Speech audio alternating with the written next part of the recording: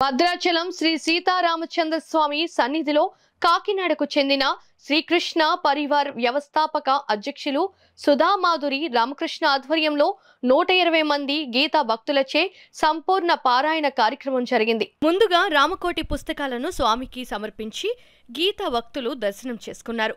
ఈ కార్యక్రమంలో యల్లాప్రగడ లక్ష్మీ శ్రీనివాస్, సాయికృష్ణ, చంద్రావతి, భద్రావతి, పద్మావతి, లక్ష్మి, ఆండాలు, గోవింద కుమారి, భవానీ, శ్యామల, తిరంగు భూదేవి, ధనలక్ష్మి, ఆదిత, శ్రీరామ్, వెన్నెల, రోషిని, ప్రసాద్, నాగలక్ష్మి, పల్లంరాజు, మూర్తి, పల్లారావు తదితరులు పాల్గొన్నారు.